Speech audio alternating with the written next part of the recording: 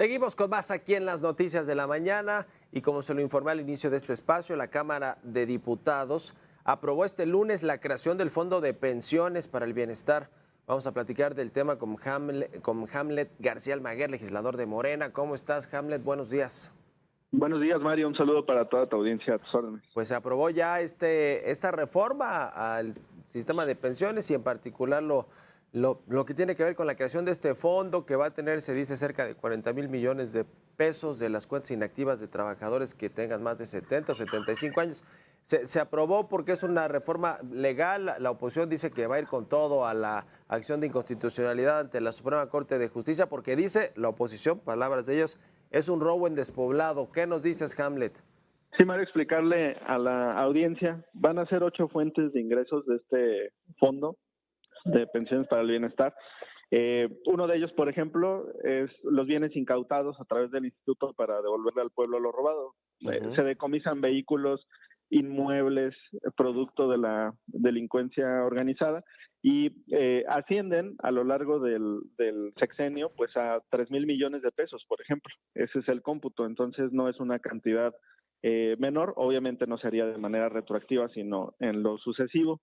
También del cobro de los adeudos en cuanto a las cuotas del ISSSTE, ahí también pueden llegar varios cientos de millones de pesos. Entonces, en realidad es un fondo que se constituye a partir de 8 partidas y una de ellas es estas cuentas inactivas. La idea es tener un sistema triple, un sistema tripartito de pensiones en el país. Por un lado, la pensión universal para adultos mayores, que es una pensión no contributiva, es decir, ningún ciudadano mexicano tuvo que estar aportando a lo largo de su vida para recibir una contraprestación. Es una pensión universal de 6,000 pesos bimestrales que se va a actualizar conforme a la inflación por lo menos. El segundo apartado es una cuenta individual con las AFORES que han tenido, pues la verdad, rendimientos muy malos, muy bajos. De hecho, Internet está lleno de videos en donde promueven que además de la AFORES se contrate un plan personal de retiro porque los rendimientos han sido muy, muy escuetos. De hecho, recientemente en 2020 se redujeron las cuotas que cobraban estas AFORES porque iban hasta el 1.52% por el manejo, ahora están en cerca de 0.5%. Esa fue una reforma de este sexenio. Y por otro lado, ya finalmente, este fondo complementario, lo que vemos es que el 70% de los trabajadores en el país reciben una pensión, los jubilados me refiero, cercana a los 5,000 pesos mensuales. Y esa pues es una cantidad que no alcanza, no es suficiente para tener una tercera edad, una vejez digna.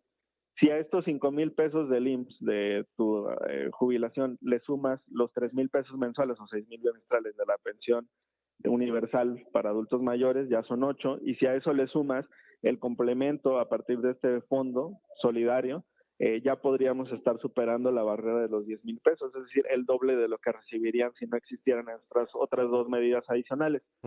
No es un robo porque aquí es donde se equivoca la oposición. La propiedad de los recursos se mantiene en los trabajadores y la propiedad, lo han desglosado tanto los tribunales como los tratadistas, incluye 3 subderechos o componentes que son el derecho de uso, de goce y de explotación.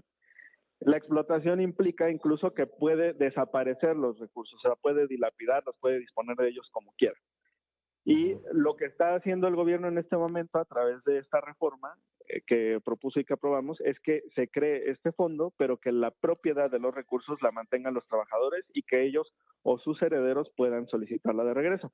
¿Quién Sí. tiene en este momento los recursos? Los bancos a través de las AFORES. ¿Qué beneficios le están dando a los trabajadores? Ninguno, porque las cuentas están inactivas, entonces simplemente están generando intereses sin rendirle ningún beneficio a la clase trabajadora del país. Y lo que buscamos pues es darle marcha atrás, darle reversa a esta vulneración a los derechos laborales a partir de la reforma de 1997, que generó que los trabajadores se estén jubilando con el 30% de su último salario y no con el 100% como ocurría antes, Mario. Ahora va a ser transparente cómo se maneja este Fondo del Bienestar. ¿Quién va a administrarlo realmente? Se habla del Banco de México, pero El también la Banco Secretaría de Central, Hacienda.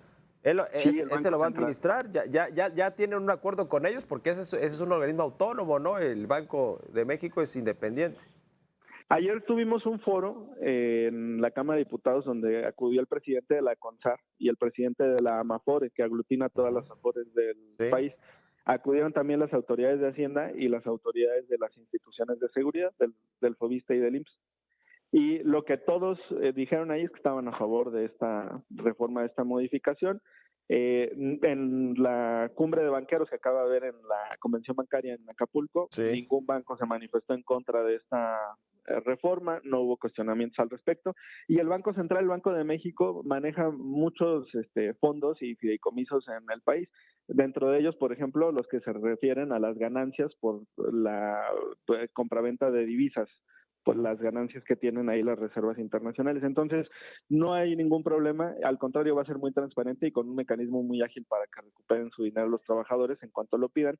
Solamente es para las personas de más de 70 años que lleven 10 años con una cuenta inactiva. Ya. No es para todos los trabajadores. Ahora, te pregunto esto, digamos, en términos de lo que estamos viviendo en este proceso electoral y en las pocas sesiones que faltan para que concluya la legislatura, en fin, todo el tema del proceso electoral. El hecho de que se le llame Fondo de Pensiones del Bienestar, que el bienestar pues, es una marca que tiene la 4T y que así le ha puesto a proyectos, programas, empresas que ha creado, ¿no es político electoral? ¿No suena, por lo menos así? No, claro que no, porque de hecho, mira, el beneficio es para los trabajadores que cotizaron conforme a este sistema a partir de 1997. Entonces, a nivel nacional, en este momento son algunas decenas de miles. Obviamente, dentro de 10, 15, 20, 30 años se van a convertir en millones de beneficiarios a través de este programa, pero no tiene tintes electorales. Se trata de generar un beneficio a esa generación que lamentablemente se va a jubilar o pensionar con el 30% de su último ingreso y que es insuficiente para tener una vejez digna. Ya. Bueno, pues ya pasó en la Cámara de Diputados en lo general y en lo particular este dictamen, va a ir al Senado y se va a aprobar seguro esta semana, ¿no? En el Senado es lo que están esperando, sí. Sí, yo espero que antes de que cierre el periodo de sesiones, Sí. se pueda aprobar. Y mañana van fast track la de ley de amparo y la ley de amnistía, las reformas.